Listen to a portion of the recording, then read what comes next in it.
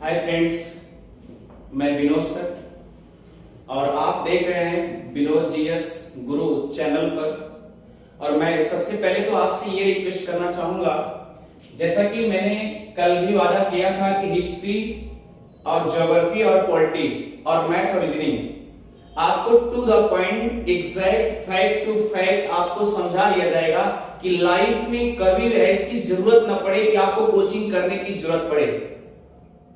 लेकिन एक चीज और देखिए ध्यान से, जैसे मान लीजिए हिस्ट्री और ज्योग्राफी अगर आपको पढ़ना होगा तो आप बगैर मैपिंग के अगर आप ज्योग्राफी और हिस्ट्री पढ़ रहे हैं तो जान लीजिए अपने आप नाइंसाफी खुद गलत कर रहे हैं। यानी जब तक आप मैपिंग नहीं पढ़ेंगे, मैपिंग के अकॉर्डिंग आप उसे लॉन्च नहीं करेंगे, अपने मन की बात उसे किताबों से टटोलेंगे नहीं, तब तक आपको कंठस्थ होने वाला नहीं है, तब तक वो समझ में आएगा नहीं। सवाल ये नहीं है, सवाल ये है कि आप उसे जब भी पढ़िए एकदम फैक्ट टू फैक्ट तोड़ते चले जाइए प्यारे। आप उसे जब तोड़ते चले जाएंगे तो आपकी लाइफ संवर जाएगी।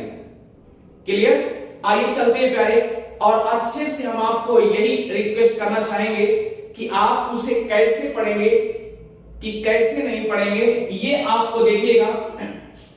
मैंने एक सवाल आपको पिछले वीडियो में ज्योग्राफी से रिलेटेड अर्थात सिंधु जल समझौता के बारे में समझाया था। आज वही सिंधु नदी आपके सामने पूरा एकदम परफेक्टली रूप से प्रस्तुत करने जा रहे हैं प्यारे। पहले तो आप ये समझ लीजिए कि कभी कभी एग्जाम में ये पूछ लिया जाता है कि बाएं छोर से कौन सी नदियां निकल रही है और दाएं छोर से कौन नदियां निकल रही है, निम्न में से कौन सी नदी दाएं की तरफ चल रही है, निम्न में से कौन सी नदी बाएं की तरफ चल रही है। पहले तो ये कैच करना जरूरी है, सही बात है ना। तो याद रखिए प्यारे, आप जैसे जहां से कोई नदी उद्गम होती है, जैसे मान लीजिए ये उद्गम स्थान है, ये उद्गम स्थान है। उद्गम माने भैया जन्म, जन्म माने ओरिजिन, यही समझिए उत्पन्न।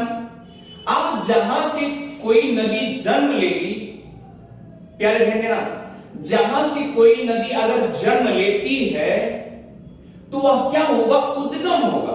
अच्छा मान लीजिए यहां से अगर कोई नदी निकली, पहली चीज तो अगर कोई नदी निकली तो क्या ये नदी इधर भी जा सकती, इधर भी जा सकती, इधर भी जा सकती, इधर भी जा सकती। लेकिन हमेशा याद रखिएगा, मैपिंग में अगर आपको समझना होगा प्यारे, जो ऊपर वाला पोर्शन होता है वह नॉर्थ होता है, जिसे आप बोलते हैं उत्तर। क्लियर? अब अगर ये नॉर्थ हो गया तो इसके सामने वाला क्या होगा प्यारे, ये साउथ होगा, जिसे बोलते हैं दक्षिण।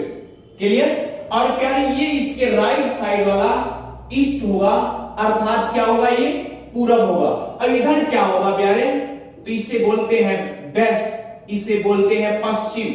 अब प्यारे ध्यान दीजिएगा, क्या ये नदी अगर अपना मूला अवस्था से निकली, मान लीजिए कोई प्लेस है, ठीक है, निकल गई, हम आपको ये समझाने चाह रहे हैं कि पहले तो ये समझ लीजिए कि कौन सी नदी दाएं से निकली, कौन सी नदी बाएं से निकली। पहले तो ये क्लियर करिए, ठीक है।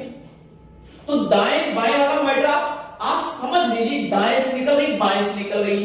अब मान लो भैया एक नदी है और ये नदी जो है यहां अपने ओरिजिन स्थान, मतलब कोई स्थान है, किसी स्थान से ये नदी निकल रही। अब मान लो ये नदी इधर जा रही है, किधर जा रही है, पूरब साइड। तो ये आपका डायरेक्शन बन गया ना, पूरब साइड। अच्छा ठीक है, अब ये पूरब साइड गई तो ध्यान देना प्यारे, अब ऐसे मान लीजिए हम ऐसे हैं और ये पूर्व साइड ऐसे किए चेहरे, अपना चेहरा किए। अब ये बताइए हमारा हाथ इधर है, ये दायां साइड हुआ और ये वाला हाथ बायां साइड हुआ, ठीक है। अब इसका मतलब जो नदी ऊपर से मिलेगी वो बाएं मिलेगी, ये बायां होगा प्यारे, आई बात में। और ये अगर इधर से कोई नदी इधर मिलेगी तो ये क्या होगा प्यारे, दायां होगा। ऐसी सिचुएशन में ऐसे आप समझिएगा। अच्छा ठीक है, अगर कोई नदी मान लो प्यारे ये नॉर्थ की तरफ जा रही है, कोई नदी, आप बताइए अगर हम ऐसे चेहरा करके खड़े हैं, ऐसे चेहरा करके खड़े हैं, तो आप समझिए इधर से कोई नदी इधर मिलेगी तो इसका मतलब क्या होगा, दायां होगा ना। तो इधर से कोई नदी इधर मिल रही है तो क्या हो गया, दायां हो गया। अब इधर से कोई नदी इधर से जाएगी तो ये बायां हाथ है, इसका मतलब ये आपका दायां हो गया प्यारे, ये आपका बायां हो गया। बात समझ गई? इसका मतलब कि जन्म से जिधर जा रही है उधर उसमें से दाएं बाएं कौन सी मिल रही, ये आप अपने हाथों से लगा लीजिएगा। कहने का मतलब सबसे मूलावस्था से किधर जा रही है उसी में आप मिलाइए। अब देखिए सपोज दैट ये नदी इधर आ गई, तो अब ध्यान दीजिए, अब ये अगर इधर से निकल रही है तो भैया ये अब ऐसे मान लीजिए है, ऐसे मान लीजिए है, तो अब क्या करेंगे, इधर से कोई नदी मिलेगी, इधर से कोई नदी मिलेगी, इधर मतलब नीचे वाला हो गया ना। अब ऐसे है मान लीजिए, ऐसे किया है। अब सोचिए अगर इधर से कोई नदी मिलेगी तो ये क्या होगा, बायां छोर होगा, और इधर से कोई नदी मिलेगी तो क्या होगा, दायां छोर होगा। क्लियर? ठीक है, यहां तक हमें लगता है कि अच्छे समझ में आ गया होगा। दूसरी बात यह है प्यारे कि सबसे पहले तो आप मैपिंग बनाना सीख जाइए। ठीक है, हम मान रहे हैं कि मैपिंग एकदम एग्जैक्ट स्केल से कोई नहीं बना पाएगा। सही बात तो ये, क्योंकि स्केल तो है नहीं, हम एक गेसिंग के अकॉर्डिंग उसी का कॉपी करके बनाते हैं कि ऐसे है, ऐसे करके बना देते हैं। ठीक है प्यारे। अब दूसरी बात यह है कि जैसे मान लीजिए आपने थोड़ा बहुत मैपिंग सीख लिया है, तो ध्यान दीजिएगा प्यारे कि आप उसे कैसे सॉल्व करेंगे।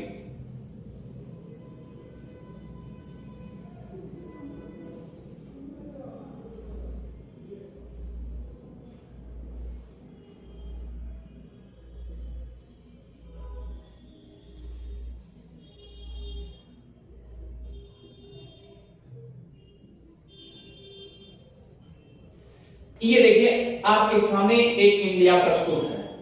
ठीक है, और हम आपको पढ़ाए थे क्या, सिंधु जल समझौता पढ़ा चुके थे। पिछली क्लास में सिंधु जल समझौता हुआ था। ठीक है, आप अच्छे समझ गए हैं। और हमने आपसे यह भी बता दिया कि सिंधु जल समझौता यानी 3 नदी किधर चली गई थी, पाकिस्तान की तरफ चली गई थी, और 3 नदी किधर तरफ सौंपा गया था, भारत की तरफ सौंपा गया था। तो याद रखिएगा सिंधु नदी, इसको प्यारे इंडस भी कहा जाता है। क्या कहा जाता है, इंडस। ठीक है, सिंधु नदी की 5 सहायक नदियां हैं, 5 सहायक नदियां हैं, जिसमें 2 का उल्लेख आज हम आपको अच्छे समझा देंगे। कारण यह है कि अगर हम 1 घंटे 2 घंटे लगातार वीडियो अपलोड करेंगे तो शायद है कि मेमोरी, या आप ये समझिए अपलोड होने में टाइमिंग लगता है, अपलोड हो ही नहीं पाता। इसीलिए हम चाहते हैं कि छोटे छोटे पार्ट्स करके आपको भी समझने में आसानी हो और अच्छे से आपको समझ में आ भी जाए प्यारे। तो ध्यान दीजिएगा, ये 5 सहायक नदियां हैं, और याद रखना प्यारे ये 5 सहायक नदियां ये 18वां पुराण है। टोटल 18 पुराण होते हैं, और 18 पुराण में हमने बताया था कि 16वां पुराण क्या होता है प्यारे, मत्स्य पुराण। क्या होता है, मत्स्य पुराण। और मत्स्य पुराण में विष्णु के मत्स्य लेकर के कलयुग के जल चक्र तक की बात की गई है। जल चक्र की बात की गई है। आप ध्यान देना प्यारे, अर्थात ऋग्वेदों में आप ये समझिए कि मत्स्य पुराण में ये 5 जो सहायक नदियां हैं प्यारे, जैसे झेलम को क्या कहा जाता है, बीतस्ता कहा जाता है। क्या कहा जाता है प्यारे, बीतस्ता। और उसके बाद चिनाव है, चिनाव को क्या कहा जाता है, अश्कनी। क्या कहा जाता है, अश्कनी। क्लियर? और दूसरी बात है प्यारे, उस अश्कनी या इसकमती, ध्यान दीजिएगा प्यारे, इसकमती। अब उसके बाद व्यास का प्राचीन नाम था प्यारे विपाशा। क्या नाम था, बिपाशा, और ध्यान दीजिएगा उसके बाद सतलज। सतलज का प्राचीन नाम क्या था? शतुर्देव। क्या नाम था? शतुर्देव। और ध्यान दीजिएगा प्यारे, उसके बाद क्या बचा है? ध्यान दीजिए क्या बचा हुआ है, आप बता सकते हैं? झेलम, चिनाब, ब्यास, सतलुज और बता सकते हैं क्या है? देखिए सिंध, झेलम, चिनाब, ब्यास, सतलज और रावी। प्यारे ध्यान दीजिए, रावी का प्राचीन नाम क्या नाम है? पुरुषड़ी, पुरुषड़ी या इरावदी। पुरुषड़ी या इरावदी, ये आपके ऋग्वेदों में मिलेंगे। दूसरी चीज, ऋग्वेद में अगर सिंधु नदी का वर्णन किया गया है प्यारे, तो 176 176 बार सिंधु नदी का ऋग्वेद में वर्णन मिलेगा। क्लियर? अब देखिए, अब दूसरी बात यह है, अब सिंधु नदी के बारे में हम चलते हैं कैसे। ध्यान दीजिएगा, अब इसे हम मिटा दे रहे हैं सिंधु नदी के बारे में। अगर आप सोच रहे हैं कि ना मिटाए तो नहीं मिटाएंगे, कोई बात नहीं। आप सोचिए प्यारे, यहां एक पर्वत है। सबसे पहले तो सिंधु नदी पढ़ लीजिए। सिंधु नदी,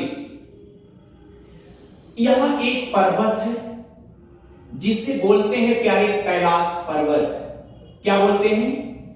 कैलाश पर्वत। और कैलाश पर्वत का एक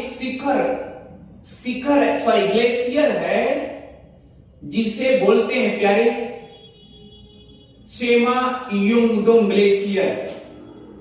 चेमा युंगडोंग ग्लेशियर। अब सुनिए प्यारे, यहीं पर आपको एक ताल मिलेगा जिसे बोलते हैं राकस ताल। क्या मिलेगा? राकस ताल। प्यारे ध्यान देना, यहीं पर आपको क्या मिलेगा? राकस ताल मिलेगा।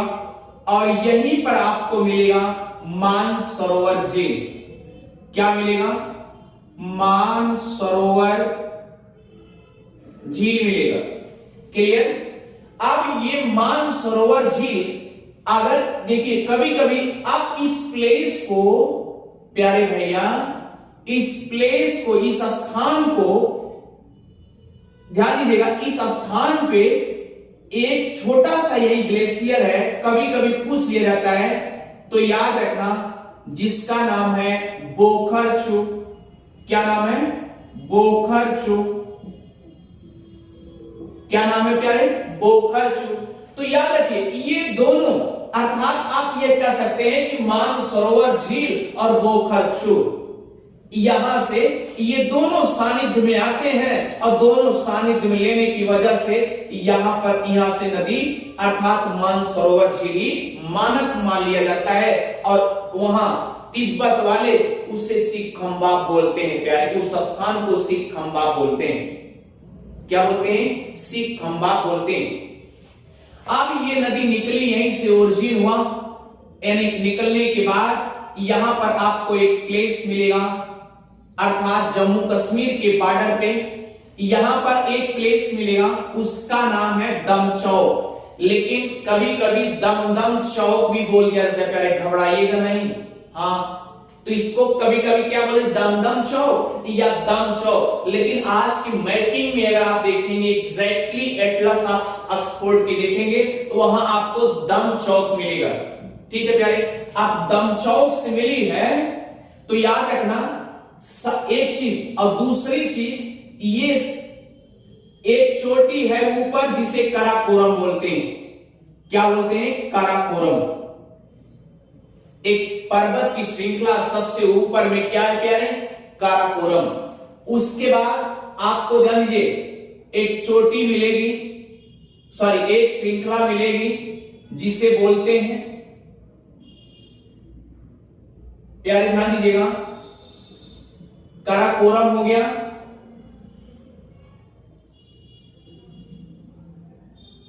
इधर देखें, ये काराकोरम हो गया, और यहां पर आपको एक जास्कर श्रेणी मिलेगी। क्या मिलेगी? जास्कर श्रेणी। क्या मिलेगी? जास्कर श्रेणी भैया। और उसके बाद ये आपका काराकोरम है और ये आपका लद्दाख है, मिस्टेक हो गया, ये आपका लद्दाख है। अब लद्दाख को ये क्या करती है? नदी काटते हुए निकल जाती है। अब निकल गई प्यारे, अब ध्यान दीजिएगा, यहां पर ऐसे आती है और जैसे ये लद्दाख वाली श्रेणी काटती है, और अगर इसके साउदर्न में जाएंगे तो आपको क्या मिलेगा? जास्कर श्रेणी मिलेगी। क्या मिलेगी? जास्कर श्रेणी। क्या मिलेगी? जास्कर श्रेणी। अब ध्यान दीजिए, ये काराकोरम श्रेणी और ये आपको क्या मिलेगी? लद्दाख। अगर आपसे पूछा जाएगा सिंधु नदी किस पर्वत को, किस पर्वत की श्रृंखला को काटते हुए जाती है, तो क्या है प्यारे? लद्दाख है। ठीक है, अब यहां पर आई तो याद रखना एक गार्ज का निर्माण करती है, अर्थात ये जैसे बढ़ेगी यहां पर आपको एक पर्वत मिलेगा। पहले तो पर्वत मिलेगा जिसका नाम है नंगा पर्वत। क्या नाम है? नंगा पर्वत, नंगा माउंटेन। क्या मिलेगा? नंगा माउंटेन। ध्यान दिए प्यारे, इसको ऊपर नहीं देते हैं। यहां क्या मिलेगा? नंगा माउंटेन, यानी नंगा पर्वत। अब आप सोच रहे होंगे नंगा माउंटेन की ऊंचाई कितनी है, तो याद रखना 8126 मीटर। कितना है? 8126 मीटर। आप ध्यान दीजिए, उसके बाद क्या होता है फिर? प्यारे ध्यान देना, अब यहां पर एक ये गाज का निर्माण करती है, और वह गाज किसका निर्माण करती है? गाज का, अर्थात महाखंड का निर्माण करती है। आप भैया ये सोचिए, आप महाखंड जो बना है वह एकदम लगभग ये मान चलिए कि बी आकार का है। कैसा है? बी आकार का। आप उसे बोलते हैं बुंजी गाज। क्या बोलते हैं? बुंजी गाज। तो याद रखना, यहां पर जो गाज बना रही है, गाज का निर्माण कर रही है, वह एक बार इस नीचे गिरी और इतना गहरी हो चुकी है कि आपको बुकलेट में, अर्थात किताबों में, आपको लगभग किताबों में तो 5000 मीटर मिलेगा, और लेकिन कहीं कहीं अगर सर्च करोगे गूगलों पे तो 5200 मीटर मिलेगा। अब सोचिए 5200 मीटर, इतनी लंबी गर्त है ये गाज का निर्माण कर रही। उस गाज का क्या निर्माण है? क्या नाम है प्यारे? बुंजी गाज। क्या नाम है? बुंजी गाज। कितना है? गूगल पे सर्च करोगे तो 5200 मीटर, और किताबों में सर्च करोगे तो 5000 मीटर मिलेगा। क्लियर? इतना गहरा गर्त है। अब उसके बाद भैया जैसे यहां मिली, और उसके बाद हुआ क्या? यहां आपको एक प्लेस मिलेगा चिल्लर, चिल्लर या आपको चिल्लाम मिलेगा। और कहां है प्यारे? ध्यान देना, ये पाकिस्तान का एरिया आपको पता है, इसे अर्थात पाकिस्तान दर्दिस्तान में मिलेगा। दर्दिस्तान में मिलेगा, दर्दिस्तान में मिलेगा। कहां मिलेगा? दर्दिस्तान में, चिल्लाम या चिल्लर। तो यहां पर भारत और जम्मू कश्मीर के बॉर्डर पे आएगा। अब आपसे एक क्वेश्चन पूछा जा सकता है कि कौन सी ऐसी नदी है, कौन सी ऐसी नदी है जो, ध्यान दीजिएगा, जो केवल लेह से ही जाती है? तो प्यारे ध्यान देना, कौन सी ऐसी नदी है, कौन सी ऐसी नदी है जो लेह से गुजरती है, लेह से गुजरती है? तो याद रखना प्यारे, ये कौन सी है? सिंधु नदी। कौन सी नदी है? सिंधु नदी। कौन सी नदी है? सिंधु नदी, इंडस। अब देखो प्यारे, अब यहां चिल्लाम या चिल्लर से पास निकली और उसके बाद ये धीरे से फिर पाकिस्तान में एंट्री कर गई। और जैसे पाकिस्तान में एंट्री करती है, यहां आपको एक स्थान मिलेगा कराची। कराची से 80 किलोमीटर पूर्व, कराची से 80 किलोमीटर पूर्व यहां आपको एक स्थान मिलेगा मिठान पोर्ट। क्या मिलेगा? मिठान पोर्ट या मिठन पोर्ट, कहीं कहीं आपको मिलेगा मिठन पोर्ट। तो प्यारे ध्यान देना, यहां पर अपना पानी न्यौछावर कर देती है अर्थात गिरा देती है। तो आपको समझ में आ गया होगा भैया। तो ये कराची से लगभग 80 किलोमीटर मिठन पोर्ट में अपना पानी गिरा देती है। अब सुनिए ध्यान से, ये तो आपको समझ में आ गया होगा। अब ये वाला पोर्शन आपका जम्मू कश्मीर का है कि नहीं? ये चीज आपको समझ में आ गया होगा कि अब ये जो ऐसा कंडीशन है, ये अक्साई चीन है और इधर क्या है? पीओके। तो अब ये ध्यान देना है, आपको ध्यान देने योग्य बात है कि सबसे पहले ये आपको ध्यान देना है कि कौन सी नदी ऐसी है जो लद्दाख श्रेणी को काटते हुए आगे बढ़ती है। तो वह सिंधु है। सिंधु नदी लद्दाख श्रेणी को काटते हुए आगे बढ़ती है। अगर आपसे पूछा गया कि सिंधु नदी की लंबाई कितनी है, तो प्यारे ध्यान देना, सिंधु नदी की लंबाई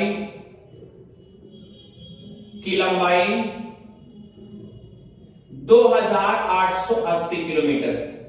और अगर ये भैया देखो, यहां से बेचारी निकली, मान लीजिए यहां से निकल गई। अब ये तो तिब्बत में हो गया ना, चीन में हो गया, ये तो चीन में हो गया। अच्छा ठीक है, अब यहां से लेकर के यहां तक जो एंट्री की है, ये केवल इंडिया में इतना है और इधर तो पाकिस्तान में आ गया ना। तो प्यारे ध्यान देना, अगर पूछा जाए कि भारत में सिंधु नदी की लंबाई कितनी है प्यारे, तो 1114 किलोमीटर। आप जाने टोटल लंबाई कितनी है? 2880 किलोमीटर। और भारत में सिंधु नदी की लंबाई कितनी है? 1114 किलोमीटर।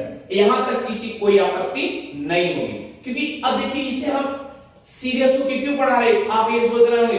कारण ये कि इसके पहले सिंधु नदी समझौता समझाया गया था और वहां पर केवल आपको सीक्वेंस समझाना था। इस सीक्वेंस को हम तोड़ने के लिए आपको समझाने का प्रयास किए।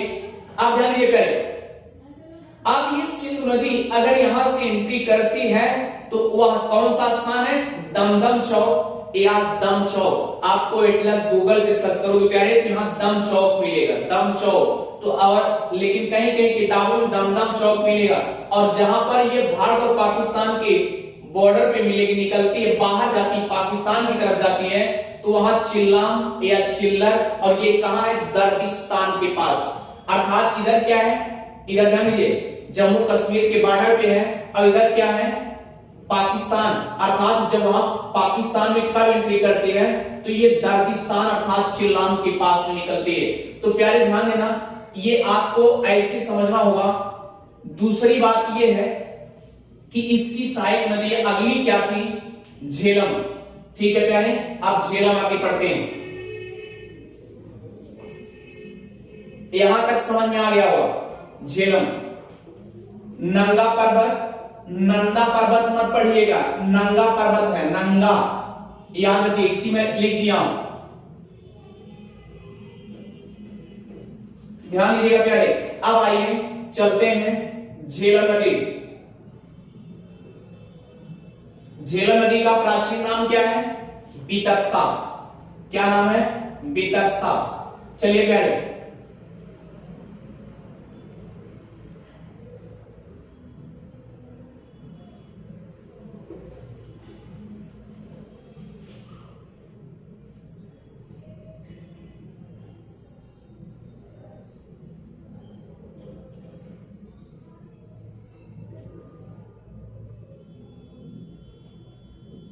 मैप चाहे जैसे बने लेकिन प्रैक्टिस करना ना भूलिएगा।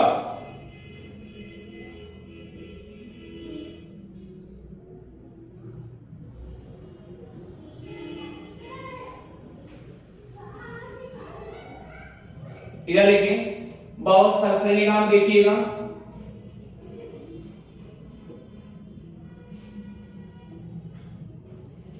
देखिए भैया, ये आपका इधर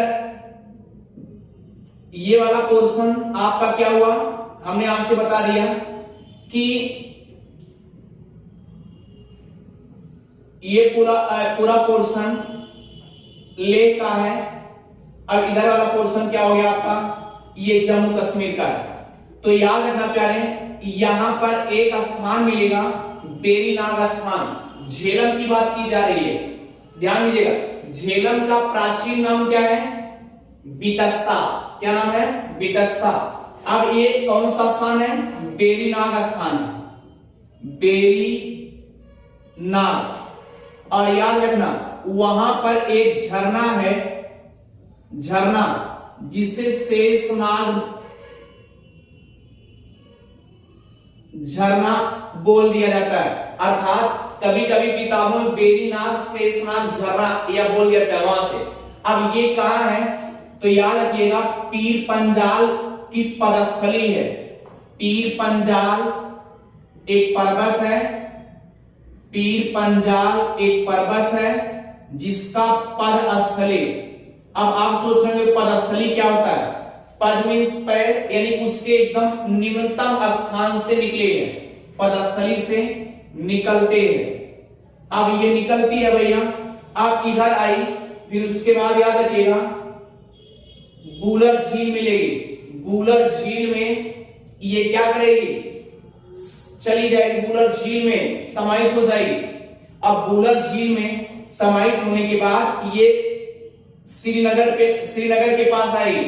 अर्थात आपसे पूछा जा सकता है कि कौन सी नदी बूलर झील में जाती है।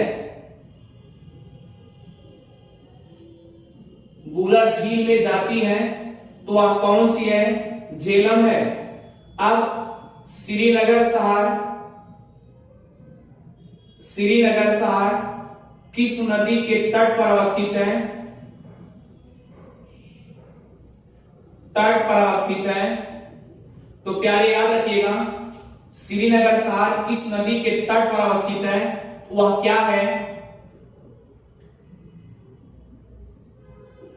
झेलम। अब भैया झेलम के पास आ गई, श्रीनगर के पास आ गई, और जैसे ये आगे बढ़ती है, ध्यान दीजिए, जैसे ये आगे बढ़ने के बाद यहां आपको एक बारामूला मिलेगा। क्या मिलेगा, बारामूला। बारामूला से ये यहां से दक्षिण होता है, ये नदी दक्षिण होती है। ध्यान दीजिए, ये आपका बारामूला है और ये आपका अनंतनाग है। ध्यान दीजिएगा, बारामूला से अनंतनाग ये साउदर्न यानी दक्षिण की तरफ मुड़ जाती है, और जैसे दक्षिण की तरफ मुड़ जाती है तो इसे यहां इस कैसे क्या कहा जाता है, यहां पर यानी कहां से कहां तक, बारामूला से अनंतनाग तक। बारामूला से अनंतनाग तक क्या करती है, नौकागम का कार्य करती है,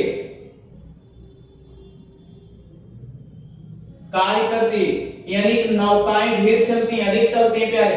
अब देखिए, फिर यहां से जैसे ये मुड़ी फिर यहीं से मुड़ जाती, और जैसे मुड़ी यहां पर जैसे जम्मू कश्मीर के बॉर्डर पे और पाकिस्तान के बॉर्डर पे आएगी, तो यहां आपको एक प्लेस मिलेगा प्यारे, ध्यान देना, यहां पर एक आपको स्थान मिलेगा जिसका नाम है मुजफ्फराबाद। क्या नाम है, मुजफ्फराबाद। क्लियर। और मुजफ्फराबाद से प्यारे ध्यान दीजिएगा, मुजफ्फराबाद से जैसे जैसे भारत और पाकिस्तान का बॉर्डर रेखा, जैसे जैसे ये जम्मू कश्मीर की बॉर्डर सीमा रेखा गई है यहां तक, यहां आएगी, यहां पर आपको एक स्थान मिलेगा मंगला। क्या मिलेगा, मंगला। तो ये क्या है आपका, मुजफ्फराबाद। ध्यान दीजिएगा प्यारे, ये क्या है आपका, मुजफ्फराबाद। और ये आपका क्या है, मंगला। यानी ध्यान दीजिएगा, अब अगर आपसे पूछा जाएगा कि निम्न में से अर्थात पंचनद की कौन सी ऐसी नदी, पंचनद किसे कहा जाता है, पंच मींस पांच, नद मींस नदी, यानी पांच नदी किसे किसे उपमा दी गई है, तो याद रखना यही है पांचों नदियां जिससे पंचनद की उपमा दी गई। ठीक है प्यारे, तो याद रखिएगा ऐसे पूछा जाएगा पंचनद की कौन सी ऐसी नदी है जो भारत और पाकिस्तान की सीमा रेखा पर काम करती है, यानी चलती, जैसे जैसे भारत और पाकिस्तान की सीमा रेखा गई है वैसे वैसे उसी तरीके से उसी बॉर्डर पे चलते हुए अनुसरण करते हुए या झेलम नदी चली जाती है। अब भैया सोचो यहां पर जैसे ये पहुंचे, ध्यान दीजिएगा, ये टोटल यानी कि यहां से यहां तक इसकी रनिंग जो है अर्थात झेलम नदी की 750 किलोमीटर है टोटल। अगर पूछा जाए कि झेलम नदी की लंबाई कितनी है तो 750 है। मैंने आपसे कहा कि कहां से निकलती है, पीर पंजाल के, ध्यान दीजिएगा, पीर पंजाल के पद स्थली से निकलने के बाद ये क्या करती है, बुलर झील में जाती है, उसके बाद आगे बढ़ती है, श्रीनगर शहर मिलता है और श्रीनगर शहर मिलता है, उसके देखिए उसके और आगे बढ़े तो वहां आपको बारामूला मिलेगा, बारामूला स्थान मिलेगा।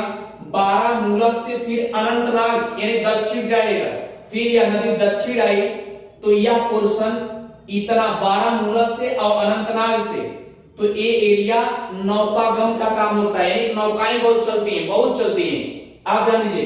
फिर उसके बाद यहां से पश्चिम हुआ तो यहां पर आपको मुजफ्फराबाद स्थान मिलेगा। भारत और जम्मू कश्मीर, सॉरी, भारत की जम्मू कश्मीर से पाकिस्तान के बॉर्डर पे आपको मिलेगा, क्योंकि ले के बॉर्डर पे नहीं कर रहा, जम्मू कश्मीर के बॉर्डर और पाकिस्तान के बॉर्डर पे आपको यहां मिलेगा मुजफ्फराबाद। क्या मिलेगा, मुजफ्फराबाद। और मुजफ्फराबाद से आप जैसे जैसे ये सीमा गई है भारत और पाकिस्तान की, इसी पे यहां तक कहां तक जाएगी, मंगला तक जाएगी। और मंगला तक जब जाएगी भैया तो याद रखना मंगला तक आएगी, अर्थात ये पूछा जा सकता है कि पंचनदी की कौन सी ऐसी नदी है जो भारत और पाकिस्तान की सीमा रेखा बनाती है, तो झेलम है। इतनी बात समझ में आ गई होगी। और दूसरी बात है प्यारे, एक चीज और ध्यान दीजिएगा, ध्यान दीजिएगा, इसे जम्मू कश्मीर में आप अगर पूछना चाह रहे हैं झेलम नदी को जम्मू कश्मीर वाले याद रखिएगा प्यारे, ब्यथ कहते हैं, ब्यथ नदी कहते हैं। क्या कहते हैं, ब्यथ नदी कहते हैं। और ध्यान दीजिए झेलम नदी को पंजाब वाले बिहटा कहते हैं, बिहटा कहते हैं प्यारे। अब दूसरी बात यह है, क्या कहते हैं, बिहटा, पंजाब वाले क्या कहते हैं, बिहट या बिहटा नाम से कह देते हैं किसको, झेलम नदी को। दूसरी बात यह है कि अगर झेलम नदी का नाम याद रखिएगा प्यारे, पाकिस्तान के झेलम स्थान पर लिया गया है। यहां पर यानी जब एक पाकिस्तान में एंट्री कर जाती है ना तो यहां एक झेलम स्थान मिलेगा। क्या मिलेगा, झेलम स्थान। और झेलम स्थान जब यहां मिलेगा इसी के नाम पे झेलम कर दिया जाता है। आई बात समझना, इसी के नाम पे झेलम कर दिया जाता है। अर्थात यह झेलम जो है प्यारे केवल मुस्लिमों के द्वारा कहा गया था, पाकिस्तान के मौलवियों द्वारा इस नदी को झेलम नाम दे दिया गया। अगर ये इलाका ना मिला होता, ये झेलम ना मिली होती तो शायद इसे झेलम नहीं कहा जाता, क्योंकि इसको क्या कहा जाता, हम व्यक्त कहते भाई जम्मू कश्मीर को, क्योंकि यहां भी मुस्लिम बाहुल क्षेत्र था और पाकिस्तान में मुस्लिम बाहुल क्षेत्र था। बात समझ रही है। तो ये अपने यहाँ का एरिया जो है प्यारे, यहाँ का एरिया, ये वाला एरिया, सॉरी ये इधर वाला एरिया, ये आपका क्या कहा गया था, झेलम के नाम से। अब इसीलिए मुस्लिम बहुलता के कारण इसका नाम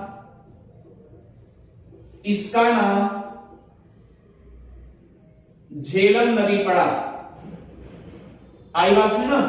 तो मैंने बता दिया झेलम नदी को जम्मू कश्मीर में व्यर्थ के नाम से, अर्थात कश्मीरी लोग उसे व्यर्थ के नाम से कहते हैं और पंजाब वाले बिहटा के नाम से कहते हैं। तो इस तरीके से नामकरण होता है। और टोटल लेंथ कितनी है प्यारे? 750 किलोमीटर। और मैंने कहा कि भारत और पाकिस्तान की बॉर्डर सीमा बनाती है, कहां से कहां तक? मुजफ्फराबाद से मंगला तक की सीमा बनाती है। ये अच्छे से समझ में आ गया होगा प्यारे। तो अब ध्यान दीजिएगा, इसमें एक नदी निकलती है, एक नदी और मिलती सहायक, जो कि जम्मू कश्मीर है। जम्मू कश्मीर में एक स्थान मिलेगा सोनमर्ग। क्या मिलेगा? यहां यानी कि जहां से झेलम नदी निकली है उसके, ध्यान देना प्यारे, उसके पश्चिम और उत्तर में सोनमर्ग नामक स्थान मिलेगा। क्या मिलेगा? सोनमर्ग नामक स्थान मिलेगा। वहीं से एक किशनगंगा नामक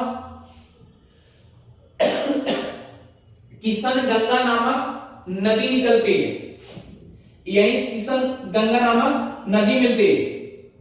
अब अगर आपसे पूछा जाएगा किशन गंगा की लंबाई कितनी है प्यारे? तो 250 किलोमीटर।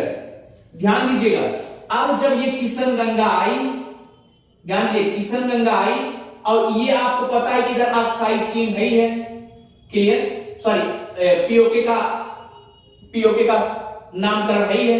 अब ये जब इधर आती है तो 50 किलोमीटर की रेंज में ये केवल किशन गंगा कही जाती है। क्या कही जाती है? किशन गंगा। और जैसे ये पीओके में एंट्री करती है किशन गंगा, ध्यान दीजिएगा, जैसे ये पीओके में एंट्री करती है तो इसको नीलम कहा दिया जाता है। क्या कहा जाता है? नीलम। अर्थात जैसे पाकिस्तान में हो जाती है तो ये जब पाकिस्तान में हो जाएगी प्यारे तो इसको नीलम कहा जाता है, ना कि किशन गंगा।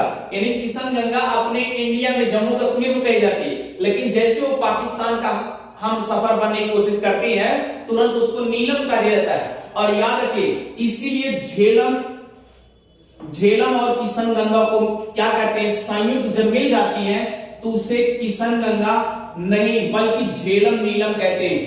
क्या कहते हैं? झेलम नीलम कहते हैं। यानी जब दोनों का मिलन हो जाएगा तो झेलम नीलम नदी कही जाएगी, ना कि झेलम कही जाएगी। और झेलम मैंने किसके नाम पे रखा गया, किस और हमें किस प्रांत के नाम पे रखा गया, मैंने ये भी बताया।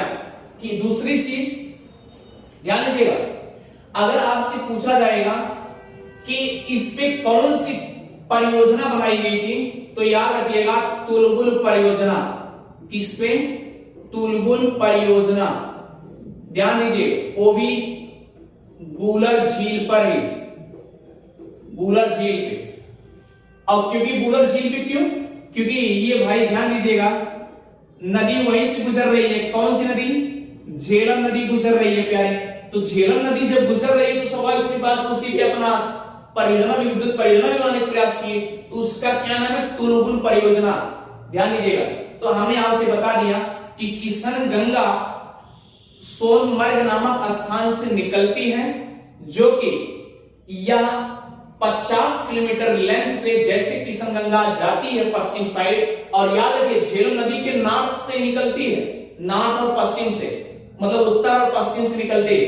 तो अब ये जब 50 किलोमीटर गई तो 50 किलोमीटर भैया जम्मू कश्मीर वाले इसको बोलते क्या गए, कहे कि ये किशन गंगा जा रही है। अब जैसे किशन गंगा पाकिस्तान पीओके पे चली जाती है तो उसको नीलम नाम दे दिया जाता है। और जब नीलम नाम दे दिया जाता है, अब भाई जब नीलम कहीं कहीं तो झेलम से मिलेगी क्योंकि सहायक नदी है भाई, और जब सहायक नदी है तो अपना मरोड़ और सब लेके चली जाएगी। मरोड़ मतलब जो जलोढ़ मिट्टियां वगैरह होंगी सब उसी में झेलम में लाके गिरा देगी।